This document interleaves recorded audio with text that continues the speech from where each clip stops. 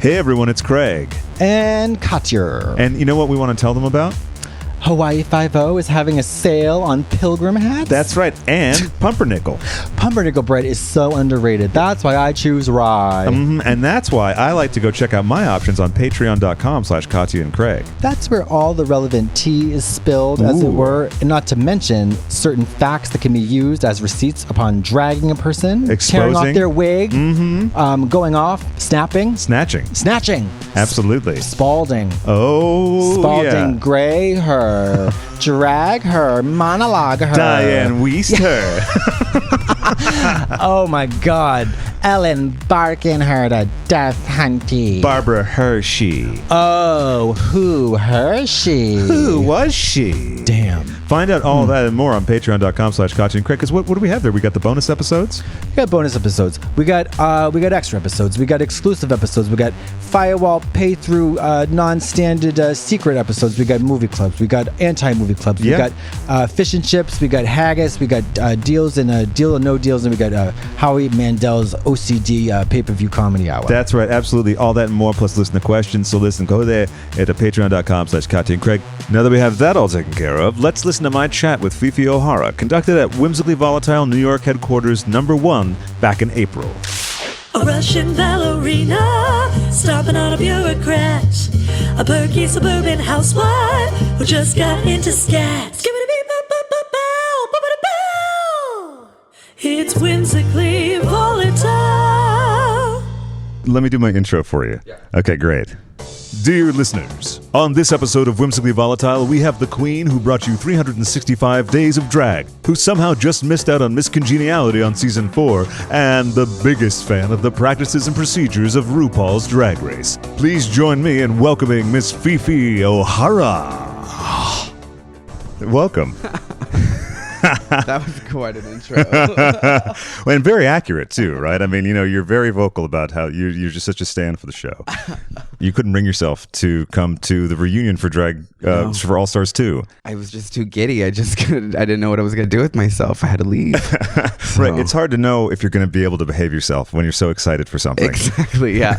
No, that was interesting. I had to not go. How close to the date did you decide not to go? I want to say maybe like 2 weeks before, because they don't tell us. Like we find out last minute when the reunion is. Oh, okay. Yeah. And it was just too many things just were going on. Like mentally, like I was just like, I couldn't handle it. Sure. And it was like not showing up to the reunion was my way of like taking control of the situation. Sure. And I just need to put my head in the right like spot. And if I would have gone to the reunion, I would have had like a lot of hate in my heart and anger, and I would have said things, and it just wouldn't have come out good at all. So I was like, no. Sometimes the best thing is to just remove yourself from the situation. Yeah. And you were really going through it intensely then, right? Also because it was the second time round. Yeah. But you had a different impression of what was going to happen. Yeah, it was second time around. Season 4. I knew I was a villain. I knew I was playing that role. I was happy to play it because I thought like. As a kid, I was like, my favorite people to watch on TV are villains. Yeah, like, who doesn't love a villain? Exactly. Joan Collins and Dynasty. They're always the best. And so I was like, oh, this can be fun to play. And it was fun to play. Yeah. And then, like, the backlash was not fun. Sure. So then when I went on All Stars, I'm friends with all these people. So I was like, what? I can't be, like, shady in this to them. So I was like, I'll just worry about myself. Yeah. And the producers did not like that. Even, like, in confessionals, when they would ask me questions, I was just like... What do you want me to say? Like, I'm not going to talk shit. Like, I'm just not. Sure. So in confessionals, they ask you leading questions, right? Of course. Yeah. Yeah, with kind of predetermined answers or hopeful answers. They're hoping for an answer. If they don't like that answer, they're going to ask you to like, hey, well, let's try that again. And I'm like, no, let's not. Or like, I remember sometimes my story producer she'd be like, hey, did you hear what they said about you over there? Like in the corner. And I was like, no. And I was like, what did they say? And she was like, you didn't hear it? And I was like they're trying to like feed it. And I was like, no, bitch, I didn't hear it. Didn't hear it. Yeah. I was like, you guys are just like manipulating. I can't. So I can't do it. How soon into the second go round were you like, I put myself back in where I didn't want? Probably the first episode. Really? Yeah, Okay, especially yeah. when they were like so hard on Adore. Oh, sure. It was Okay. just like, holy shit, like what did I just walk into? And especially Yeah. because like we all kind of know who we are by now by going back. Yeah. And for them just to rip it apart, you're like, oh shit, maybe I am not as like maybe I'm not as good as I thought I was. I don't know. So it just and the way that they would treat certain people, I was just like, it wasn't fun. It just really wasn't fun. That's why when I left, I gave Roxy a hug and I started laughing on my elimination. And some people thought I was just being rude. No, I was like laughing because I told her, I was like, girl, I'm going. Like, don't worry. Like, it's all good. yeah, I'm happy to go. Like, and I remember like when I was, when you have to hold the statue and you're like, Oh, yeah. So, this could have been mine. Yeah. Oh, I have it. It's at the house. Yeah.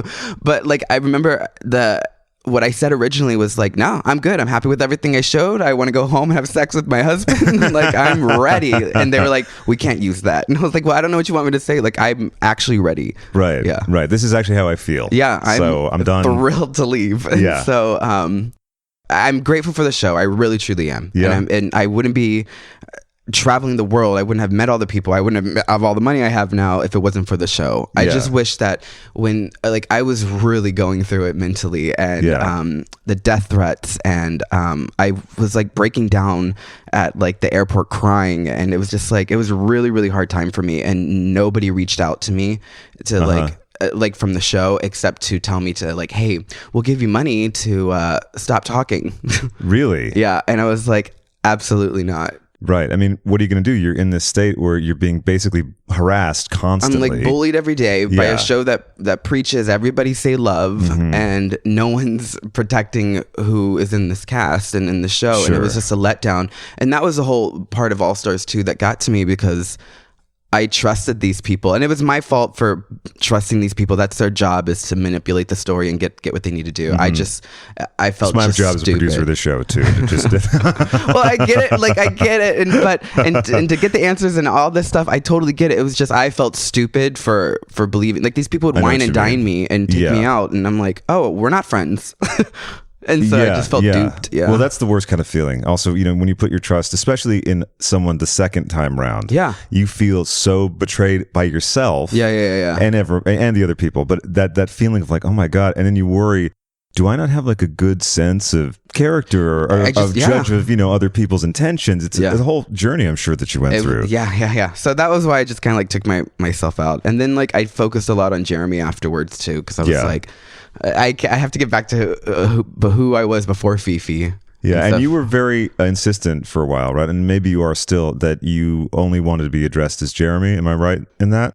After All Stars, I did like release my boy album. Okay. I don't care what people call me. Okay, I wasn't sure because I didn't know if it was like a hardline thing. I mean, earlier you referred yourself as Phi Phi O'Hara, so I figured it's fine. And I know you perform as Fifi. Yeah. Most people call. Well, actually, it's pretty funny. I think now, because of After All Stars, even when I'm on the street, I don't hear Fifi as much. It's Jeremy, which I think is really, really cool, because I always tell people like, don't like, especially people that do drag, like don't forget who you are first.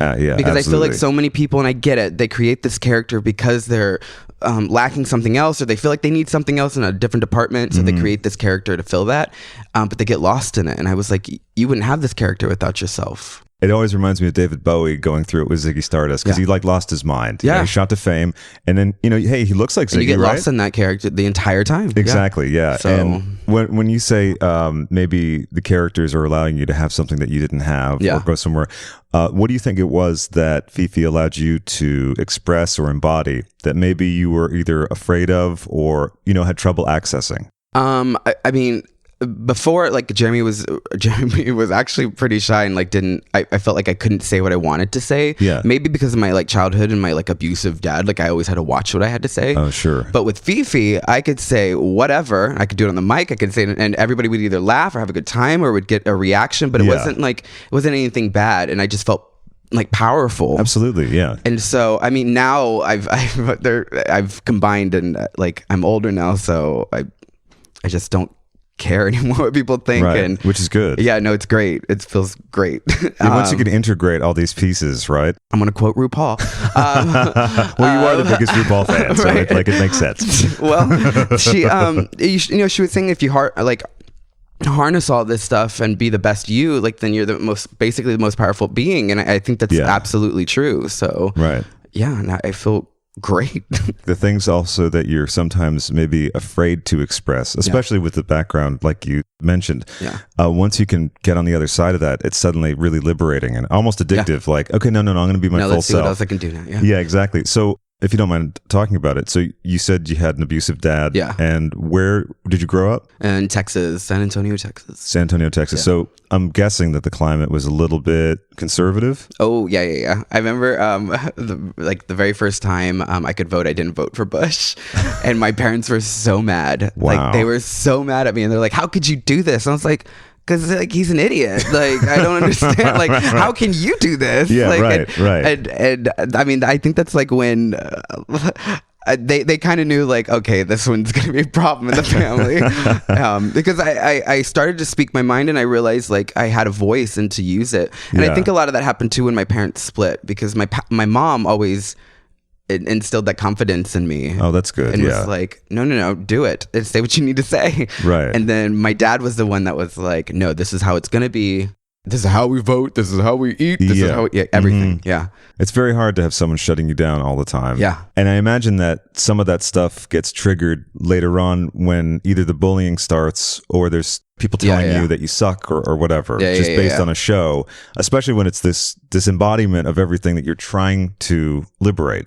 You're absolutely right. It was just like everything came back, and then people would use that because like fans know about that story, right? So then they would use that and be like, "Oh, I guess you are like your dad or whatever," and like, I am nothing like nothing. And I was just like, it's just hurtful because you guys don't know anything about that really firsthand. You don't, but they use the cruelest version. They will use anything. Yeah. Anything. Now I just laugh. Like I think it's funny because I'm living a dream and they just get to watch. It's funny because my friends and my husband will get more upset about what people say than me. And I'm like, guys, it's about me. Don't even worry about it. Like if I'm not bothered by it, you don't get bothered by it. Don't even worry. Especially my mother-in-law, who's like this. My husband's Puerto Rican, so she's like a crazy loudmouth Puerto Rican woman, like crazy. She will go off on people, and I'm just like, what are you doing? Like, stop it. So, but she's kind of like Big Ange. Oh yeah, I love that personality. I love that. And she's from New York too. So it's hardcore.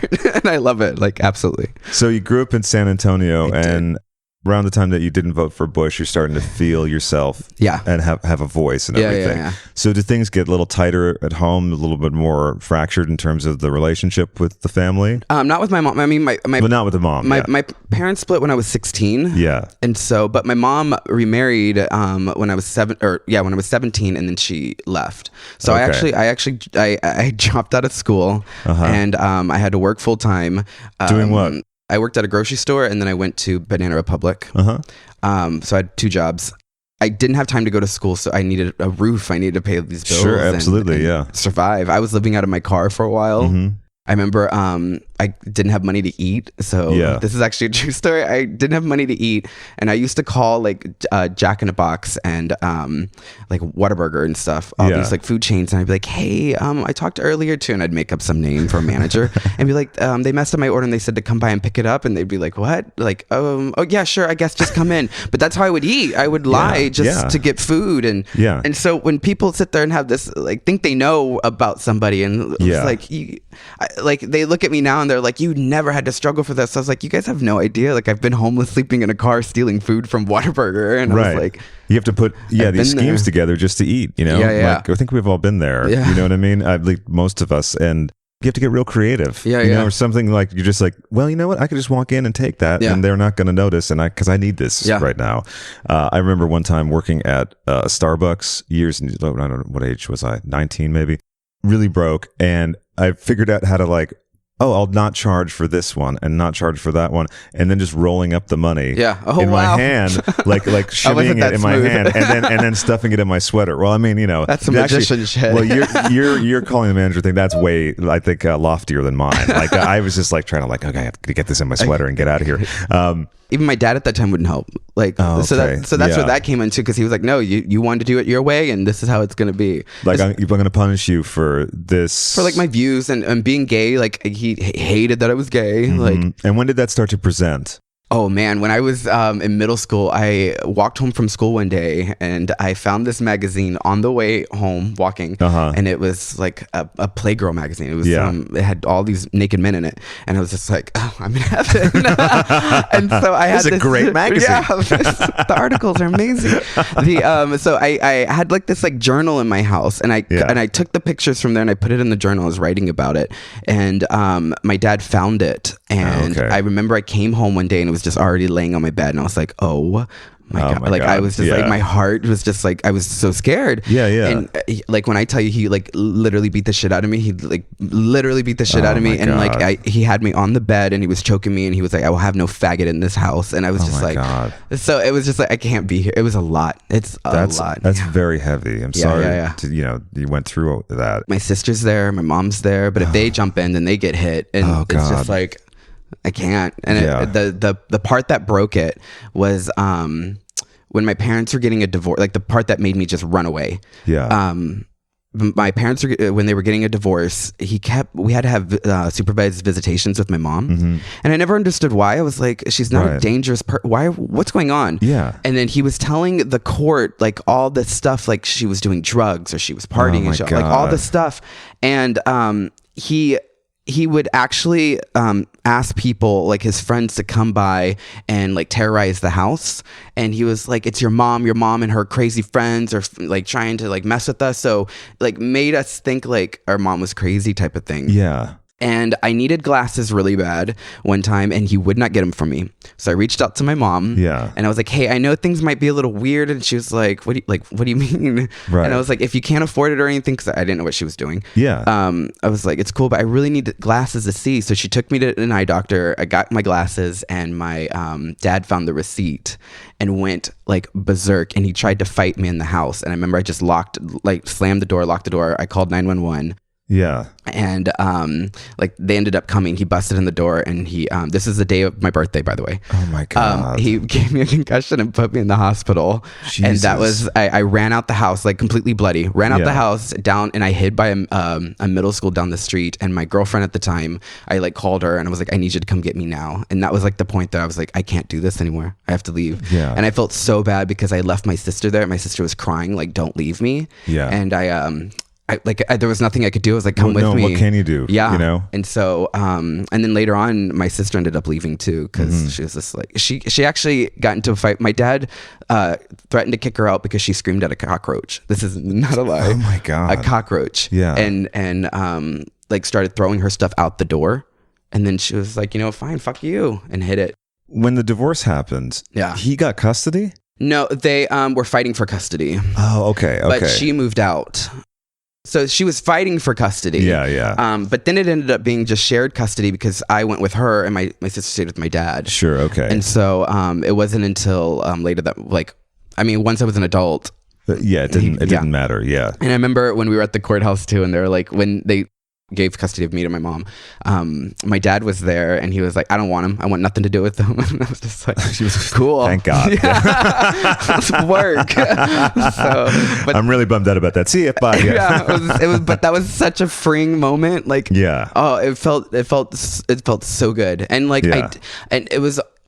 I look back at all the beatings and everything like that. And everything happens for a reason. As cheesy and cliche as that sounds, it really does. And I think like if all that stuff has made me like the strong person I am today, and I think like him doing that, it was in like the map to leave him and be my own person. And, like, I needed that. So well, and that's the best way that you can reframe that as well. And we've actually talked since too. Yeah.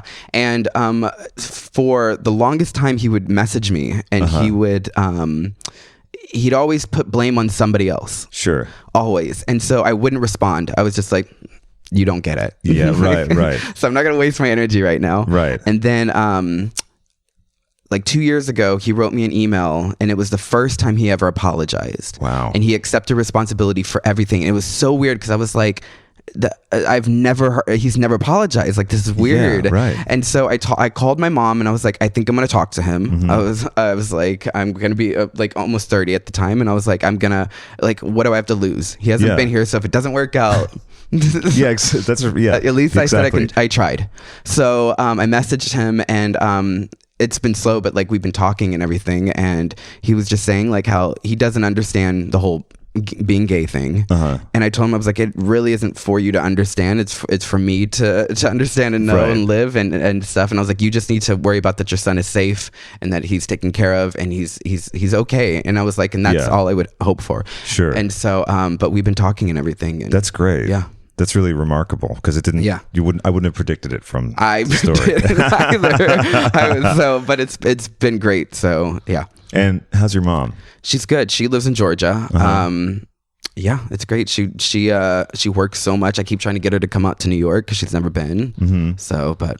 And when did you move from San Antonio? Did you go directly to New York? No, I went to Chicago first. So when I did season 4, I lived in Chicago. And then when season 4 aired, I had like 1 week off, and I was like, my dream was always to live in New York. Oh yeah, sure. So I watched, this is true, I watched James and Giant Peach, the Disney live the animation, and he wanted to go to the bright lights in Big City, and I was like, that's where I want to go when I get older. And then like, so as a kid I was like, I have to live in New York. So I had 1 week off. I stayed with Jiggly, and I found a place and been here ever since. What area do you live in? I live in Dumbo, so like right next to the Brooklyn Bridge. Oh, okay. On the water. Right. And you mentioned when you came in that you hadn't really spent much time on this. We're in the Lower East Side right now. I mean, if I do, it's over by like St. Mark's area. Oh, sure. Yeah. But that's changed so much too since living here. It's all like the cool places are being kicked out. So, but no, when I'm home, I stay at home. I don't like, my husband and I play video games all the time, and I like, he used to love to go out, but I think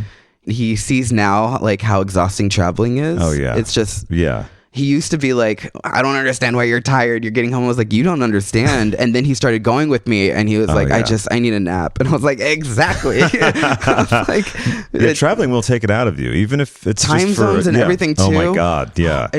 Oh my gosh. And then, especially when I go to like Europe and back, actually here to Europe and here to LA, you live in LA. Yes, live in LA. It's like the same distance. And so, that's so funny. I didn't realize that. Yeah. Because I've only been to Australia for international. Oh gosh, how long was that? 14 hours. Melts your mind. Yeah. And I didn't know that. I learned about jet lag. I thought it was just simply my schedule would be screwed up, and I'm like, hey, my schedule's fucked up all the time. No. It's horrible. Yeah, it is. I had a gig in Singapore for Battle of the Seasons like a few years ago, but we flew from New York to Japan straight through, and that one was 18 hours. Oh my God. I was like, luckily, we all got like our upgrades and everything, so we had these like beautiful pods. But I can't imagine sitting that long. I don't know. Oh yeah, no. I mean, I just knocked myself out. Yeah. I have a system for the long flights. Actually, the great thing about the long flights is that now, like the 6-hour flights or whatever, it's nothing. Easy. Super easy. I'm like, great. I watched 2 movies. On the flight out, I watched Crazy Heart and Cabaret. That was fun.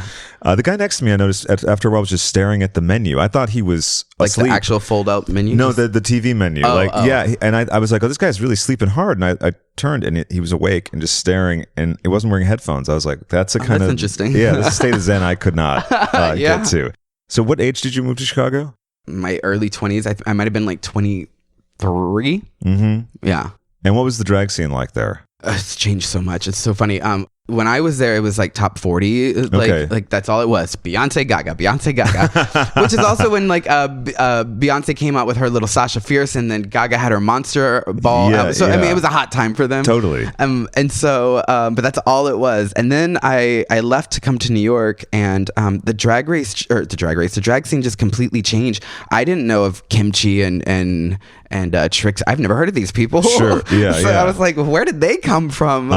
But now going over there, it's crazy seeing. I like truly love it more, and maybe because I've been in New York so long, I've been around so many different scenes here. Sure. And like, New York just really loves the art of drag and loves having fun with it, and you see the craziest shit here, and you see that a lot now in Chicago, and I think that's like amazing. So yeah, there's bearded queens, there's women doing drag, there's like everything you can think of, and I think that's so cool because that was not there when I was there. Right, exactly. And that makes me think of the impression I think some people had of you in season 4, particularly when you were at odds with Sharon. Yeah. That somehow Sharon was the scrappy, made it herself, like went through hard times, and that somehow you were the privileged everyone thought person. I was this princess, but which is so not the No, not case true at at all. all. You're scamming Whataburger. Stealing burgers. No, but the drag scene in Texas though, where I grew up, is have you seen any of the drag there? I don't think so. No, I've not. I've only been to Texas once. It was for a brief day trip for work. Well, it's it's changed a lot. Drag Race has changed everything. Like all the drag. So it's crazy going back now. But back in my day, it was everybody had the same hair, same costume, just different colors, and it was all everybody did the same pageants. And if like I did drag for $20, and if I didn't want to do it, they'd get the next little boy to do it. Gotcha, sure. And so it's really competitive, and I had to do pageants, and it had to be perfect in order to win and to get these bookings. So going to Drag Race, I never seen someone like Sharon. Right. If I wore what she wore in Texas, I would have never had a gig. If you need the money, you got to go with what the gigs are. Yeah, you know what I mean? Like, there's no choice. That was my only way in. Is I was like, I have to be this pageant queen. Right, and and be the best you can be at this. Thing, right? Yeah. So I did it for so long that when I got to Drag Race, and that's what I had instilled in me, and that's all I knew. Sure. And then that's why I'm grateful for New York. Because now I do comedy, and actually this I just shot a short film this past weekend, and one of the guys was like, hey, the first time I ever saw you was at Industry Bar where it normally perform, and I was like, I was like, what was I performing? And he was like, well, actually you were performing as Helen Keller. And I was like, oh my gosh, because I would never do that stuff before. Sure, but it's New York I love so much because it pulls me out of this shell that I was in, and I have so much fun just being stupid on stage. That's great. And what age did you start doing drag in Texas? 18. Yeah, as a dare. Tell me about the dare. Well, it was kind of a dare. It was this person, we were watching a drag show, and they were just going through the motions. There was no emotion when they would sing, and I don't know. It was just boring, and I was just like, I could do that. And they're like, no, you couldn't. And I was like, yeah, I could. And I was like, watch me. And they're like, you could never do it, whatever. And so I was like, all right. So I paid someone to do my makeup because I didn't know what the hell I was doing. And I didn't tell anybody, and I entered the amateur contest, and I won. And you had to come back for the month, you win the week, and then each weekly winner comes back for the month. I lost the month, but I got undressed at the end of the month, and they were like, holy shit, it was you. And which I don't understand how they didn't know, because I had a snaggletooth at the time, and this random drag queen with a snaggletooth just pops up. So and Jeremy's not in the room. Yeah, Jeremy's not here to watch. At any of the amateur shows, and I used to go every night. So but yeah, that's how it started. And it's funny because my circle of friends, all the guys were like, no, don't do it, stay a boy type of thing. And now one of them works for a management company. Oh, wow. I was like, now you have to carry my bags. So, you stay the boy and you pick up that bag. Yeah, right? Exactly. So it's so funny how it just comes full circle. When did you first discover drag, just as a viewer? My mom actually introduced me to drag. That's amazing. Like I said, on my 18th birthday, my dad put me in the hospital, so I didn't get to celebrate it. And then after I was healed and ready to go, my mom was like, let's celebrate your 18th birthday right. And she literally took me to the club. She was there before me. That's great. And she introduced me to this 7-foot tall queen named Beyonce. And it was just magical. And she was like, get up on the box, start dancing. And I was like, what? But it was the best first experience I could have asked for. So listeners might hear some activity in the background. See, but this is New York. No, this is New York. You're gonna have some bang. I mean, I'm actually quite fortunate that this place is as quiet as it is. You need a little noise, but I haven't had too many sirens yet, so let me just knock on. Oh, you're lucky. See, I live right in DUMBO. There's a police not holding station where they keep all your when you get arrested, and they keep all your. I know what you're talking. Yeah. What's it called? And I've been there a bazillion Personal times. effects or something. Doing research. Yes, yeah, of course. All your stuff that you have on you when you get arrested, they hold it there, and so you have to go pick it up there. So there's always sirens and everything right by my house. That's funny. So you've been arrested a few times. Oh, many times. Yeah. Really? Yeah, Anything fun you'd like to tell us about? Well, I mean, it was a talking point on All Stars too, and they never show it really. Yeah, right. When I got arrested leaving Canada going to Texas because my warrant was in Texas. I got arrested at the airport. For what? So I had a DUI that I never took care of. Oh, okay. And so I tried to transfer everything to Chicago. Yeah. And no lawyer ever got back to me. Nobody ever like messaged me. So it was kind of like out of sight, out of mind. I know, like super irresponsible. Didn't take care of it. Look, everyone does things sometimes. But I was like 23 too. I was young and naive and stupid. I was just. You would never do that now. No. There you go. And so no. Lessons most definitely learned. And so I got arrested and I was in jail for a month. But a month? Yeah. Oh my God. Yeah. But they were cool with me. Like nobody did it. Like, okay, so I got arrested in Austin, but my warrant was in San Antonio, so they had to transfer me. But in Austin, they don't have a gay pod there. It's all straight guys. Yeah. So they when I get there, they don't size you up for your clothes right away. You just kind of grab whatever they have and then you go. So I had like this extra large sweater and everything. I look like Ariana Grande when I got up in the morning, just like off the shoulder, and and I go get my breakfast with my tray. But I mean, the guys were probably living because they were just like, yeah, come over here, like, and they were telling me like where to put everything. And so I was like, work. And then, but I was only there for like 2 days, and then they like put me in the wagon and took me to San Antonio. But there in San Antonio they have a gay pod. Okay. Which I was like, oh, please don't put me in the gay pod, please. Because I mean, people know who I am now. Yeah. And so sure enough, as soon as I walk in the gay pod, they're like, holy shit. They're like, is this really Phi Phi O'Hara in jail? And I was like, oh God. None of us want to stink, right? I mean, well, except for special occasions and certain kinds of parties. But usually, we just want to smell wonderful. And there's a way to smell wonderful and still stay all natural. How? With Native. Native creates safe, simple, effective products that people use in the bathroom every day. Formulated without aluminum, parabens, or talc, and filled with ingredients found in nature, such as coconut oil. We all love that, right? And it's antimicrobial. Shea butter, which works as a moisturizer and emollient. And tapioca starch, which absorbs wetness. Native is made in the USA with ingredients thoughtfully sourced from around the world. Animals are not used in the testing of this product. So, you can smell good, be all natural, and know that there's no animal cruelty. And how do I know it works? Well, I happen to be wearing some right now. Native is available in a wide variety of enticing scents for all people, and they release new limited edition seasonal scents throughout the year. There's also an unscented formula as well as a baking soda-free formula for any of those of you with sensitivities. Some of the most popular scents are coconut and vanilla, lavender and rose, cucumber and mint, or eucalyptus and mint. And it's really worth thinking about what you put under your arm, because aluminum may be linked to serious health ramifications, including breast cancer and Alzheimer's. Native may be priced at a slight premium when compared to conventional deodorants, but here's the thing, it's safe and it's effective. There are fewer, simpler ingredients so you know everything that's in their deodorant. There's no risk to try it. They offer free returns and exchanges in the USA, so you can subscribe and save 17%. Save $2 per stick and have Native conveniently delivered to your door every 1, 2, 3, or 4 months. We have a promo code, and guess what it is? WV.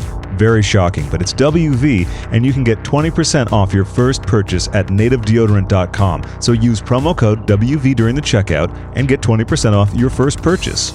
Native. Take care of your body. It's the only place you have to live. Well, hello, my name's Devin Green, and I love Katya and Craig on the whimsically volatile Fun Time Ring Toss Whack-A-Mole show, and so do you. Perhaps we could talk about them behind their backs at one of my live shows. London, England, July 29th, Provincetown, Massachusetts, August 3rd, 5th, and 6th, or at Oasis in San Francisco, September 22nd. Tickets at devingreen.com. We will pick you up with music and comedy as you spill the tea. That's DEVEN green.com. Teeth. They're really important. And did you know that they can move as you get older? I wasn't aware of this, but now I'm aware, and if you want to get your teeth fixed, but you do not want braces, well, Candid. It's the clear alternative to braces. How does it work, though? Well, Candid has an orthodontist who is licensed in your state, and they create a treatment plan for you. Thankfully, Candid only uses experienced orthodontists, no amateurs or weekend warriors here. And these experts will even create a 3D preview of what the final results are like, and that's what Candid can do for you. But why Candid? Well, it costs 65% less than braces. You can save thousands of dollars and have straighter, brighter teeth in an average of just 6 months. That's like half a year. Since we all care so much about our teeth and we wish that they could look somewhat as good as Katya's, we all want to participate, right? Well, if you want to participate, you're only one step away from getting straighter, brighter teeth. Learn more at candidco.com/WV and use code WV to get $75 off. That's candidco.com/WV, code WV for $75 off. Just in case you didn't hear it the last time, our promo code is WV. People would make me pillows. They would like I had all this. I mean, everything was considered contraband because you're not supposed to have it. But my bunk was like stocked. Like I had food, everything. Like it was crazy. So yeah, everybody treated me like so sweet in there. Wow, that's the way you want it to go, right? That's the ultimate version. Yeah. But you've been arrested a few other times just for like what, knucklehead stuff, or it was just like I never took care of, like I had my car taken away from me because I never paid my tickets. Or sure, yeah. I've had trouble with unpaid tickets too. I actually got arrested because they said we passed through a red lens, and it was one of those times I happened to be staring at. I wasn't even driving, but it was my car. And staring at the stoplight, and it was yellow. Yeah. And we cruised through it, and it got pulled over, like, middle of the night. Yeah. So the guy had nothing to do. And then they're like, "Oh, you have these unpaid tickets. We're going to arrest you." Yeah. And I wore glasses at the time. They wouldn't let me keep my glasses on in the holding cell, and they took away because like it can be used as a weapon. Exactly. Yeah. Or they said I might injure myself. Yeah. Well, if someone punches you or anything, no, that's okay. Or they take your shoelaces too out of your shoes. That's right. They did. Yeah. They did. So you can't strangle people. Oh no, try know it all. They actually let me keep my glasses, which I'm actually shocked about. But okay, I didn't know that was a standard thing. I mean, I guess it makes sense, but as someone who's incredibly blind without corrective lenses, I was a little disturbed.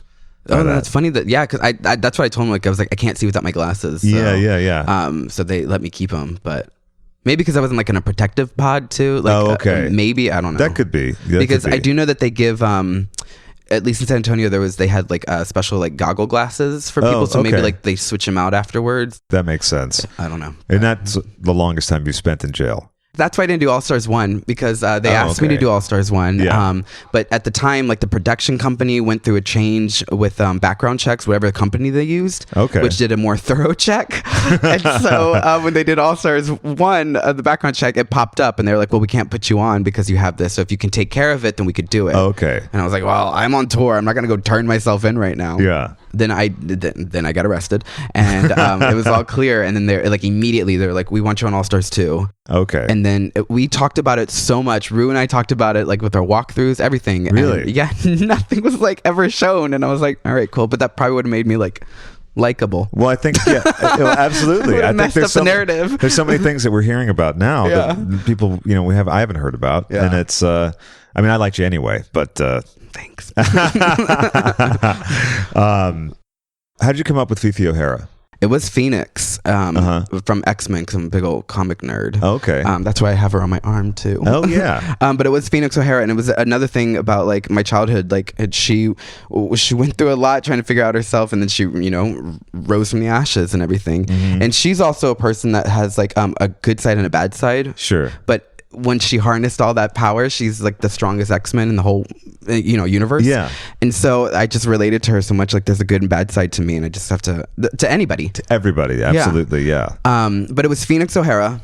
Yeah. And then season 3 had a Phoenix, and they asked if I had any, like if I went by any nickname. Yeah. And like Dita Ritz, who was on my season, used to call me Phonics all the time. And I was like, that's pretty good. I like that. I was like, I'm not going to go into you as Phonics. And so I was like, yeah, she called me like Fifi like once or twice. And like, I was just like, Fifi. Yeah, she calls me Fifi like all the time. And they're like, oh, that's perfect. And they're like, so would you go by Phi Phi O'Hara? And I was like, yeah. And that's how it stuck.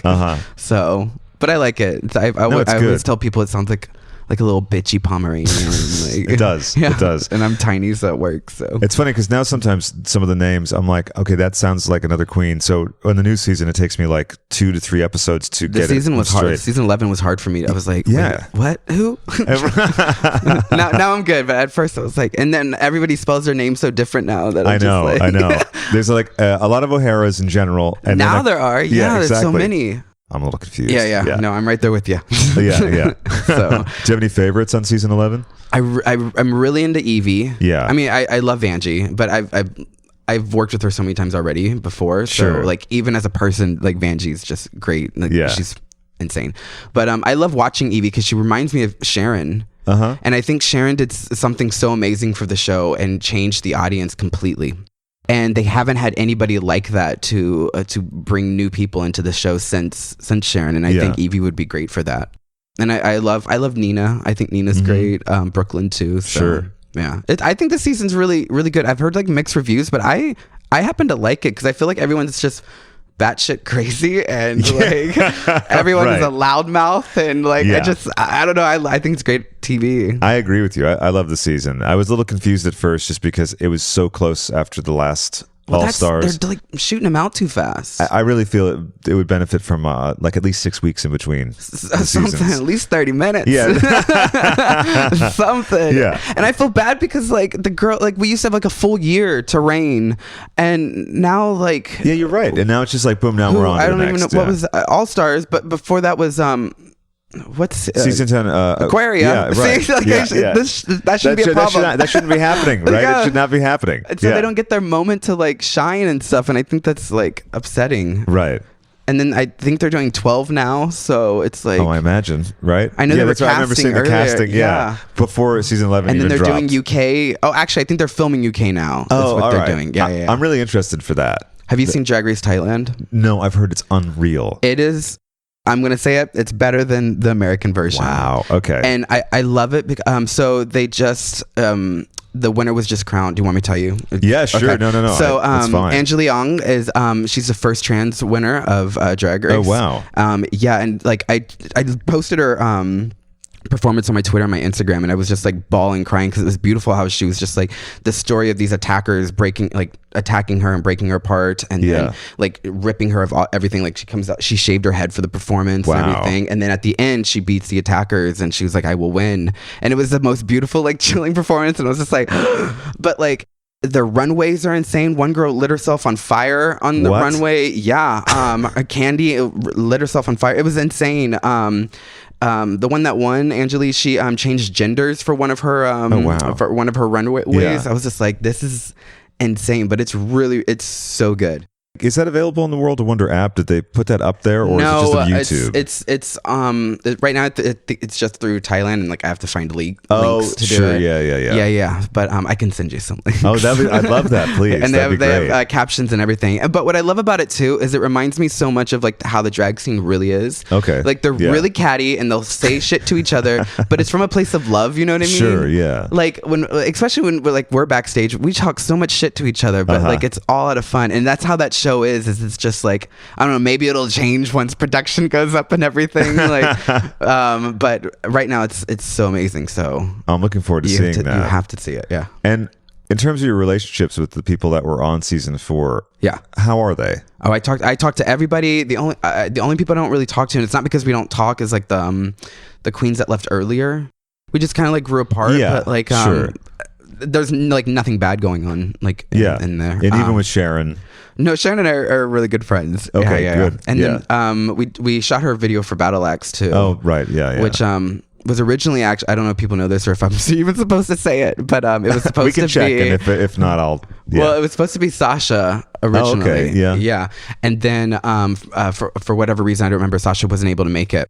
Sharon called me, was like, I really need you right now. And I was like, say it again. And so I'm like, she told me this for her music video. And then when I got there, I was like, girl, I should have been in this to begin. Like, we're frenemies. What are you doing? And so it's so much fun. But like, I miss going on tour with her. I miss getting drunk with her in the middle of the night, just going to the bar and just wait, she drinks? Shit. I know, it's surprising. I'm glad I'm sitting down because the image I had, it's ruined. It's so fun. I rarely do I ever smoke weed. But when I'm with Sharon on tour, she's a pusher. But like that's the only time. But I love those times because it's like me, her, and like Jinx in like the stairwell of like a hotel, just like just catching up and just drinking and smoking out with each other. And it's just like it's I don't know. They're really good people and really good friends, and I'm just like so happy that they're around. That's a lovely thing. And how often do you tour now? Well, now I haven't done like group ones much. The last group one I did was Christmas, maybe. Christmas queens, and that was only a few dates, but I've been doing so much on my own with like my cosplay stuff. Now tell me about that. Which is cool. Well, I've always cosplayed. Like, I mean, I'm covered in cartoon tattoos. Sure, that's true. Yeah. My house is just like a toy store. Like, have you ever been to Toy Tokyo here? No, I haven't. I should check it out. If you have some time, it's on 2nd Avenue.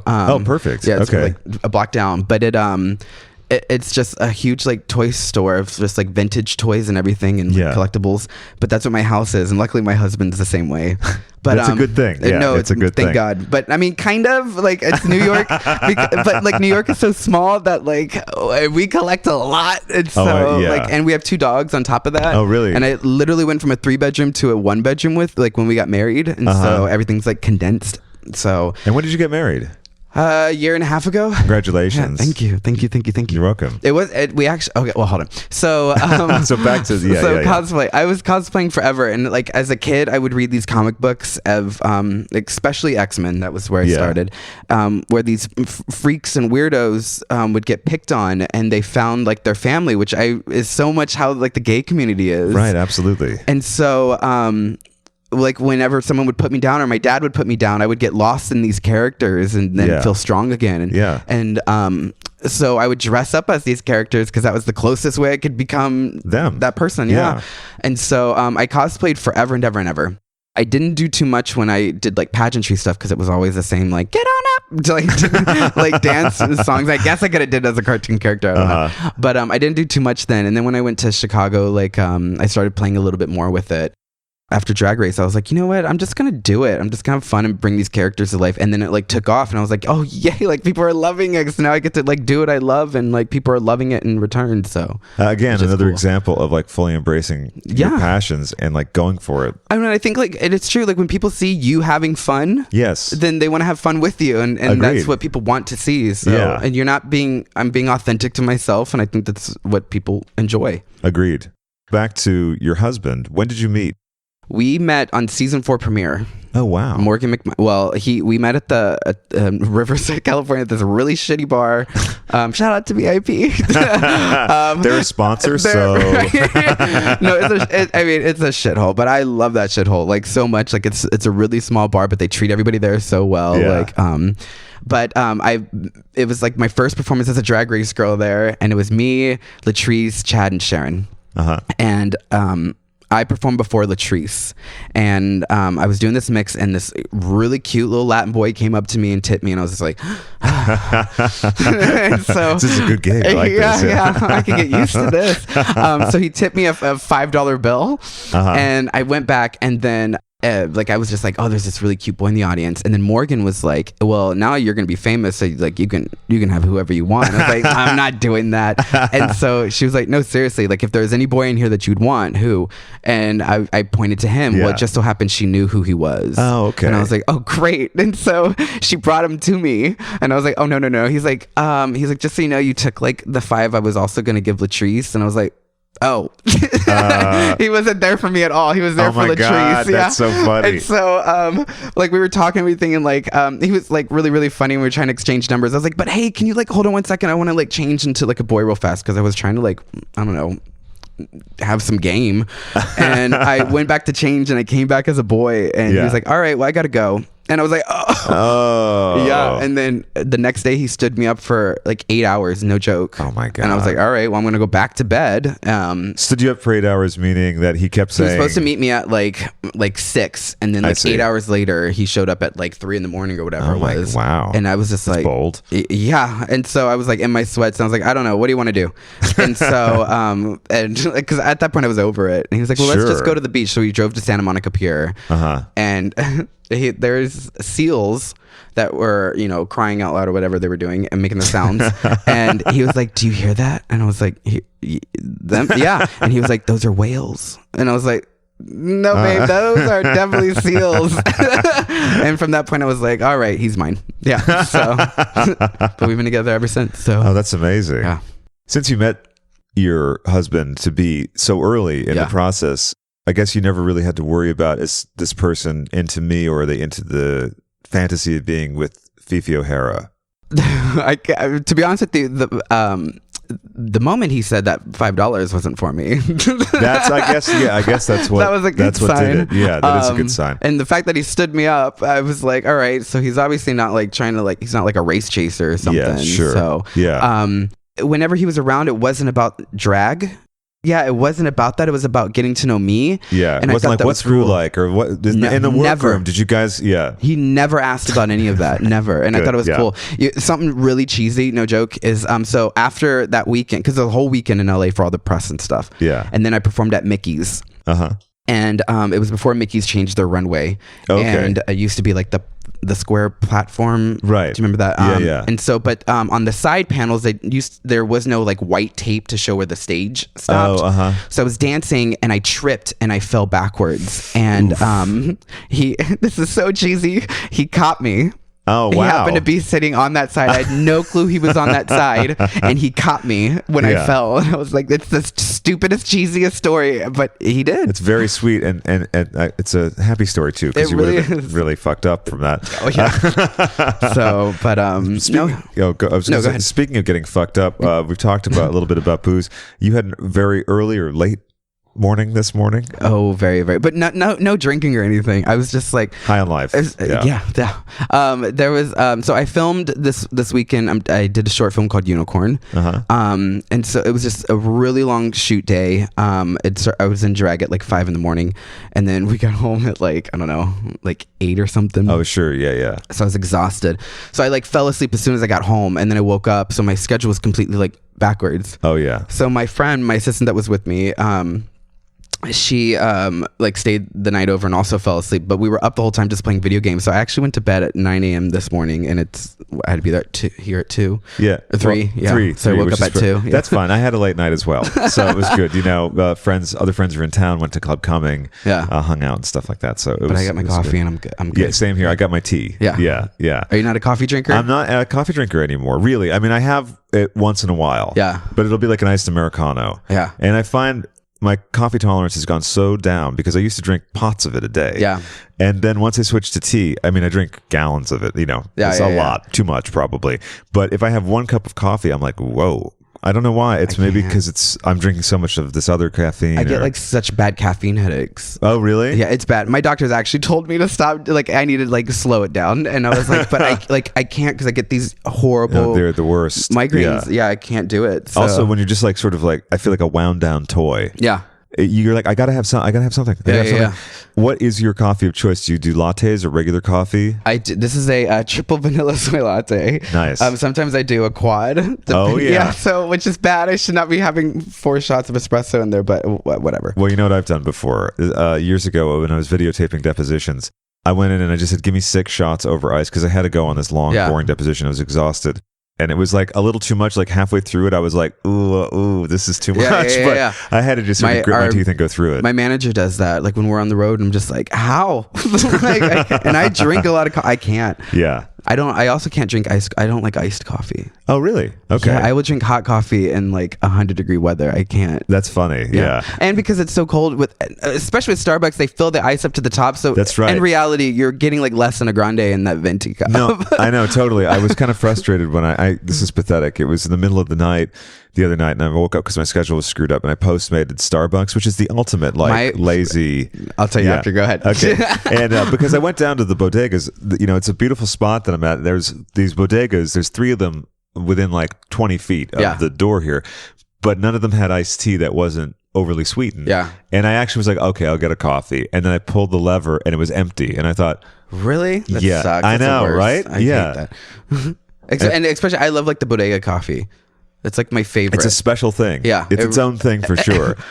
We used to have one like right across the street from me, and I would go there all the time, but they never ran out, so I'm sorry. I know. I was like, hey, what's this? This is New York, right? What the fuck? That's what we live on here. Yeah. So, and that spooked me from going back to the other one. So to you try Postmated this? Yes, I did. Yeah. Can I ask how much that cost? Okay, this is embarrassing. The total order was $25. Okay. So I got 2 teas and I got an iced Americano and a cookie. But how far was the Starbucks? I don't even know. It was like a mile away, but then the delivery time kept changing. That's good. Yeah, it's not that bad, right? So I have a Starbucks in my building. ring. Oh, that's amazing. And my friend that was with me this week in Help, she Postmated a Starbucks as well. And I was like, what do you mean you Postmated it? And I was like, it's downstairs. And she's like, I just didn't want to walk. Oh my God. So that's amazing.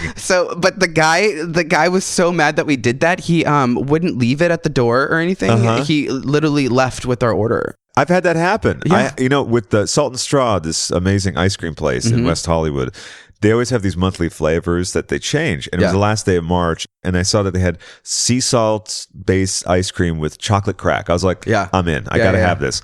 So I got that and another flavor. And I'm waiting like 45 minutes. I was watching something. I might have been watching Drag Race. I'm not sure. So, you're like, cool, I'll watch this episode and it'll be here. Then. Yeah. And then suddenly it's like, boom, rate your delivery. And I was like, excuse me, I didn't hear a doorbell ring.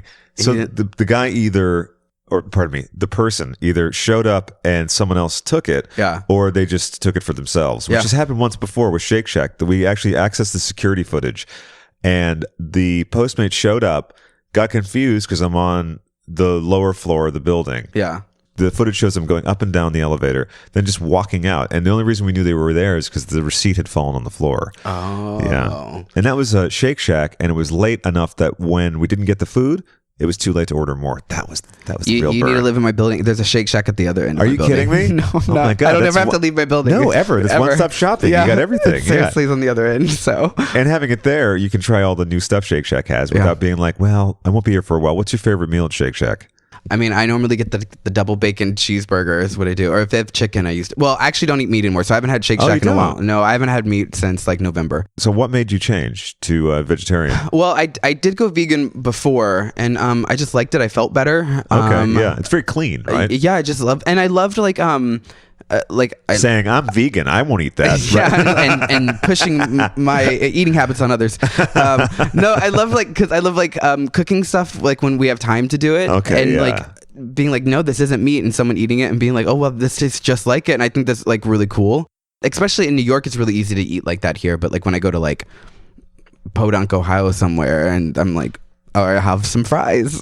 No, right. That's true. I remember doing a tour with someone, and my friend Ethan, who's vegetarian, and like the amount of fries that he ate. Yeah. Because it was a very low budget tour, and it was like we were playing toilet bowls. Yeah. A lot of fries, and then maybe cheese pizza. I was gonna say lots of cheese. I just came back from Spain, and every like vegetarian item that they had was like a vegetable with cheese on it. I was like, I'm done with cheese, guys. I can't eat any more cheese. It's like trying to get a salad in New Orleans. Yeah, it's very, very difficult. Well, so if I do tour like these random places like South Africa, I was like, I want to eat what they have here. Sure, that's a good way to go about it. Yeah, so I will do that. So you'll still say if it's like a meat dish, or will you not eat any meat now? I did eat meat when I was in South Africa, and that was a few months ago, but it wasn't, I didn't like gorge on it. Like I was like, oh, let me try it. Cause it was like one of their dishes. And so I was like, okay, cool. But no, I eat vegetarian. Yeah. Now, did you find that when you tried the meat after giving it up that it wasn't appetizing, or what was your experience? Red meat it makes me like sick. Okay, yeah, right, because you have to build up the enzymes or something like that, right? So the chicken was fine, but like beef, I can't do it. And pardon me, I'm checking my phone because I just want to get the accurate amount for the Postmates order, because I feel like I might have been. Hers was like 26, but it was literally downstairs in the building. Okay, that literally beats, downstairs. That beats any story that I've ever. And then the thing is like we still walk down because we had to go into the city. So you're gonna go by it anyway. Yeah. And like I use my mobile app all the time, and I'm just like, I'll just put it down there. We'll pick it up on the way out. Yeah, right. And no, that's the sensible version. And so she had to like fight with, because they were like, no, he delivered it, and she's like, I'm telling you now, I am not sipping on any coffee. And she's like total New Yorker with her accent too, going off on them, and I'm just like, go off, bitch. I could sit and watch that sort of thing all day. But I was like, you did that to yourself. Yeah, you did. You asked for that. You could have walked right downstairs. So the total order, I wasn't that far off, $26.16. That is crazy. I know. Yeah, but you know what? I hope you got your money. Wait, you did get this. I got 2 teas because I was like, I don't know, I got to go to the supermarket to get more iced tea because you know how it is. Yeah, when you're addicted to something. You can Amazon Now stuff here. Oh, yeah, that's a good point. I should do. Yeah, what was I thinking? Yeah, that's right. Because it's an Airbnb, for some reason, I thought, I can't get mail delivered. No, you fuck can. that. I will do that. And I'm going to do And that it's right cheaper, after we and then you tape. can get what you need. Yeah. Oh, my God, thank you. And it'll be here within like 2 hours. I do that at home all the time. We do that too. We never leave home. Oh, no, forget it. I don't know how I'm like not like 9,000 pounds because I just like eat and sit on the couch all day. I don't do anything. But I mean, going grocery shopping in New York, I still don't understand how people do it because I used to own cars since I was young, and I mean a lot of shit boxes, but at least I could get places. Yeah. And in LA now, I work from home mostly and had a lease, and then I just let it go. Then I was taking Ubers to the grocery store, and I thought, this is a pain in the ass. And then I was like, oh wait, Pavilions delivers? Yeah. Amazon Prime Now. Yeah. Just let it all come to me. And a lot of in New York, it's cool because so many grocery stores are on Grubhub. Oh, they are? Yeah, so we can like Grubhub all of our groceries if we needed to. Oh, that's perfect. Okay, great. I'm going to take care of it. Thank you for setting me on the right track. No, not a problem. I appreciate Actually, right around here, there's this place called Green Star. And shout out. I literally, that's where I get a lot of my groceries from. And they just go across the bridge and deliver it to me. Oh, that's fantastic. I love it. Okay, this has opened up my trip. This is really good. It's amazing. So, I had a Postmate cancel on me actually earlier before our taping, but it wasn't their fault. It said the order was damaged. I just ordered like a breakfast sandwich. They ate it. Oh, I bet that's what it is. But I didn't get charged for it. Okay, so, that's good. Yeah, and I ate another cookie. You know when you're like, I've had 3 cookies today. That's what I've had. Yeah. You need Great. some food. Set up for success. I do. And I want to talk about music a little bit too. I want to know what the first music was you remember like really speaking to you. My parents always used to listen to like R&B. Yeah. So I grew up in like Boyz II Men, Tevin Campbell, Whitney, Mariah. Like that's what I grew up on. Yeah. And I remember like when I was a kid, my very first audition for this musical in elementary school, Boyz II Men's Mama came out, and that was my mom's favorite song. Yeah. And so I sang that as my audition, and she was there, and she was just crying and everything, and then I got the part. Oh, that's great. But that was like my first audition. I don't know how old I was, like 8, 9. So, but yeah, but now I get to do music. I don't like to do it as Fifi because I don't sing like a girl and like or feminine. I don't know. I know what you're saying. Yeah. So and like I don't like some of Queen sing about, I don't know, dicks and jewelry and all that, and like, you know, but that's not like my jewel dicks. Yeah. But that's like not my gig, and so I don't know. I just feel more comfortable doing it as Jaremi. For me personally, I don't like when I did my boy album, people were like, oh, like for the album cover, they're like, why don't we just put you in this rhinestone thing and this, that, and the other? And I was like, I'm not like Adam Lambert. Like, for me, it's like, get rid of the costume, just sing. Sure. You wanted to be the focus, not the look and everything. Yeah, so like my art was like stuff with like a t-shirt and jeans, which I was like, perfect. That's me. And I was like, I don't need anything else. Yeah. And so, but my album came out 2 years ago, and I was so excited because it was right after All Stars, so I was like really nervous. Like, how is this gonna go well? It probably helped too that my first single was Play, and I'm having sex, like I'm naked with this guy in the paint. Like just like, it always helps, right? It helped. But it didn't hit number 1, but it did hit number 2 on the R&B charts, which is hard to do. It like is, dance charts. Like so many people can top dance charts because it's a really easy category. It really truly is though, and so or like the parody or comedy, those are so easy. And so I was nervous because in the R&B, it's like my number 1 was Solange Knowles, and I was like, you know what, I will be number 2 to a Knowles. I was like, I'm fine with that, just fine. But I was so pleasantly surprised at how well that did. But it's not an album that like you perform in clubs. It's like it's like a love album because I wrote everything about Michael, my husband. Oh yeah.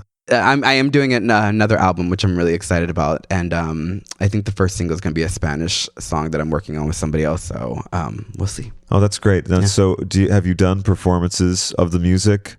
Yeah, as Jaremi. Yeah. Which is cool. I've done like a few prides. I haven't really performed at clubs as Jaremi. Sure. Again, because the music is slower, but like, I mean, I have some like upbeat stuff in there, but nothing that's going to be like, right, like the 12 o'clock feature. Yeah, like that. I do like lounge music, so, but this next album, I will have like actual club stuff I can like sing and do in there. Cool. And back to touring a little bit. Yeah. When you first started the touring, did you have any of that burnout that a lot of people have? Because, you know, especially when you come from an economically challenged background. Yeah. When suddenly it's like, how much is that gig going to pay? Yes. Yeah. How much? What, they need me twice that week? Yes. So did you have any of those struggles? I mean, now I've learned to say no to things. Sure. How long did it take though? Because it's a very tricky thing. I think this year, a little bit of maybe midway last summer, I started saying no to a lot of things because I'm tired, and the whatever the gig is, the dollar amount is kind of not worth it. No, it's true, because you can get run down, and after you get enough of that run down feeling, you're like, no, because it ruins everything else. Well, then if I go there and I'm tired and exhausted, and then I don't want to hear anybody sit there and say, oh, Fifi was a bitch and tired and just wouldn't talk to anybody, and no. So I'd rather not fake a smile and just have a real one. Yeah. But no, this year I've actually said no to quite a few things. Mm-hmm. And I'm just I want to spend time. I feel so bad because my husband works full time. Mm-hmm. And especially last year, I was all over the world. Last year was actually probably my most insane touring schedule. I couldn't believe it.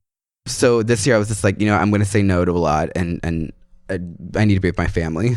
Okay, so, yeah. You burn yourself out and no one's going to be happy, especially you. So for a while, after Drag Race, you're constantly doing the same thing, and I love drag, and I don't want me doing it so much to kill my love for it. Of course, from doing the same thing over and over and over, and so that's why I get excited to do. I do so many conventions now, and I get to judge and do cosplay stuff, because that to me is fresh. I haven't done that from forever. Sure. So and it's another one of your passions. Yeah, I have so much fun doing it. That's great. Now, I'm not sure of your relationship with World of Wonder now. Mm-hmm. Do you have one at all? I mean, we're not going out to lunch anymore.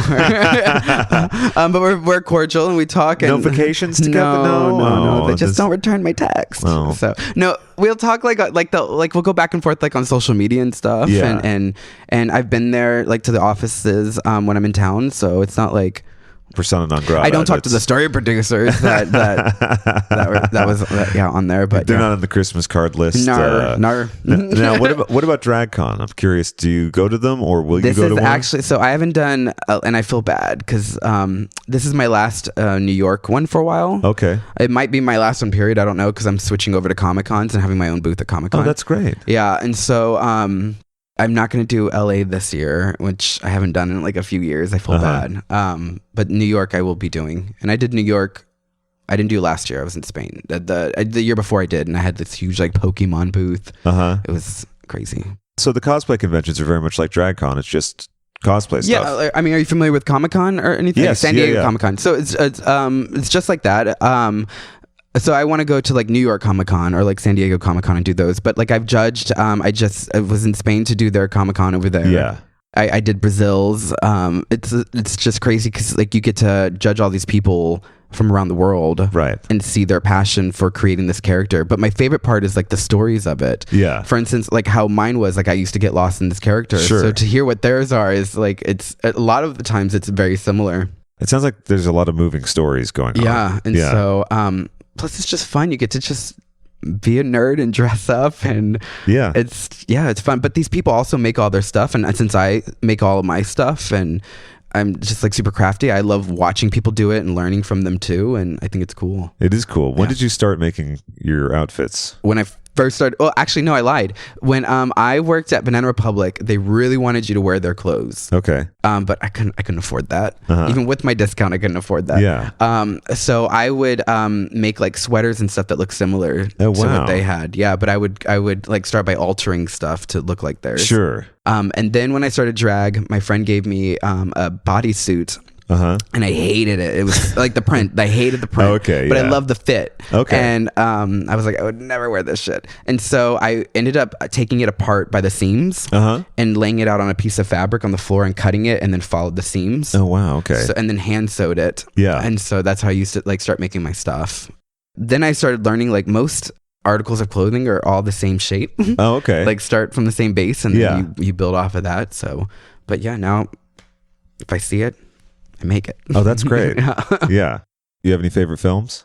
My favorite film is actually still Magnolias.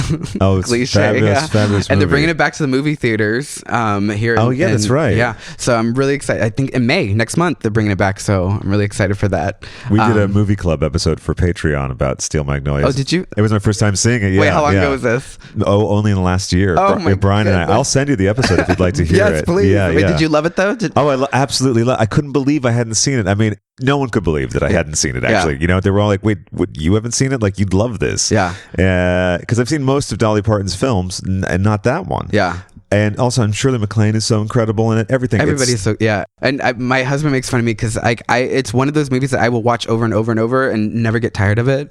And he gets so like, I don't have many DVDs, but that's like one DVD I do have, and I like cherish that. So Well, yeah, we all got to have our special films. Can you, any others? I mean, like as a kid and stuff, I loved like Willy Wonka and like Wizard of Oz. What did you think of the Tim Burton version? And I Willy love Wonka? Tim Burton. Yeah. Like even my arm. Like Oh, okay, this yeah, entire wow. arm is going to be all Tim Burton tattoos. Oh, wow. But I'm such a fan of the classic that I preferred that over. And understandably, yeah. It was just yeah. He wasn't bad. I didn't think it was bad. It's hard when something is so iconic to you to have something like a version of it. And yeah, it's like not. Wizard of Oz when they redid or when they did the back to Oz or whatever. Return to Oz? Yeah, it was just like That's no. a spooky movie, though. That is a fun, like, creepy movie. Yeah, but it wasn't like it was. I don't want them to touch Oz at all. I Like, understand. You're like, no. Emerald City didn't go that way. Yeah, No. Actually, I think they did in the books, didn't they? Didn't they in the books? Oh, I don't know. Maybe, probably. I don't know. I just actually binge watched all of Harry Potter. Oh, wow. Because we had a Harry Potter brunch that we had to do in Minneapolis. Oh, okay, sure. Yeah. And I knew a little bit, like my ex-boyfriend made me watch all of them, but I didn't remember any of it. So I just watched all those, but I didn't realize like those were really fun to watch. Yeah. So before you were with your husband, did you do a lot of wildcatting around, like once you were sort of comfortable and out? Yeah. Yeah. Actually, I had, and I dated a guy on, right before the show, and when it was announced, he left me when the cast was announced. Really? Yeah, he didn't like the attention I was getting. So in season 4, they released our boy pictures first. Oh, okay. And then they released our drag. Yeah. It was like the teasers. And so I was getting like my DMs were like flooding and everything, and he was mad that I was getting all this attention. I was like, "What are you mad about?" And I was like, Yeah. I'm not acting on any of this." Right. Like, It's just there. and I was like, and I can't control what someone else thinks about me. Yeah. And so he literally, like, while I was at work, he packed up his stuff and he left. Oh my God. And so this is the karma part.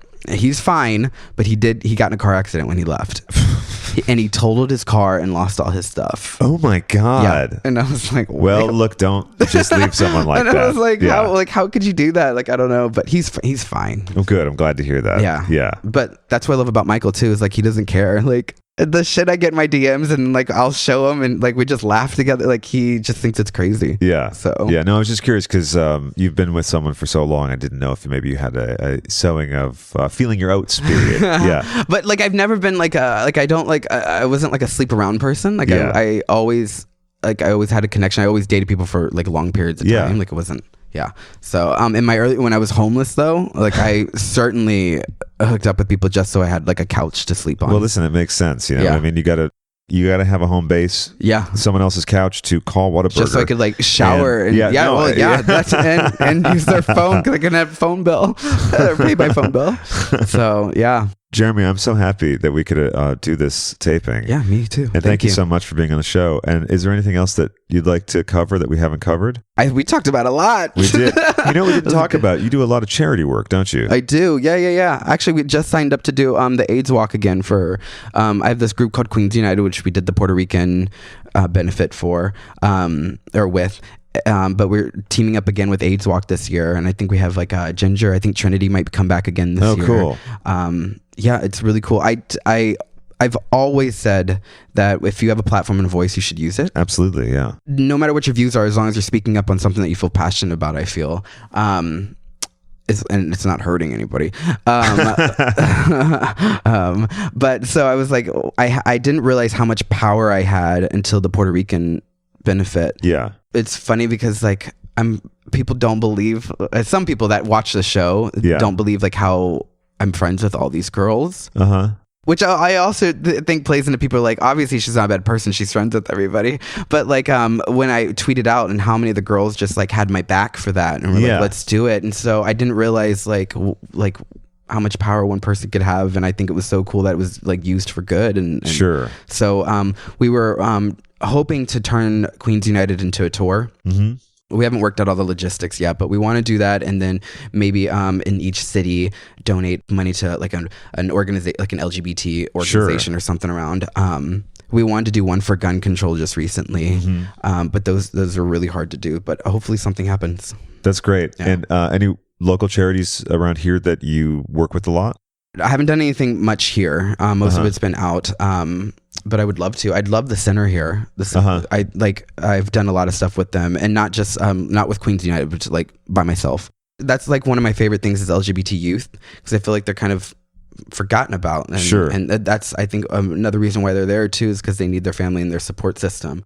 And they look up to the Queen so much. Right. Even if we just went by, I don't even have to be in drag, just to know that we're there and we're listening, I think is amazing for them. So, absolutely. I'd love to team up with them and do something. I'd love actually to do for the trans community, like makeup classes and stuff, because a lot of them don't know where to start or what to do. And that's something that really isn't talked about. Sure. And sometimes if you're coming from certain backgrounds or situations, maybe you have like other needs that you can't even focus on the other stuff. Yeah. You got to think about shelter and just getting your day-to-day living going. But especially with what's the political climate with the transgender community, and just wanting to fit in and everything. No, right. I think it'd be really, really cool. And I'm so luckily in my position being a drag queen and cosplaying, I'm connected to so many makeup companies that I know would love to be a part of this. So I think that'd be really cool to get that going too. So. It would. These are, again, all ideas, but I hope, like I have so many that I hope they happen. They'll happen. I'll make them happen. Yeah, they'll happen. They'll definitely happen. So, you've made a lot of things happen in your life, right? Yeah, no. Gotta work with what you got, baby steps. Exactly. So these are just a few more things, and they're great things.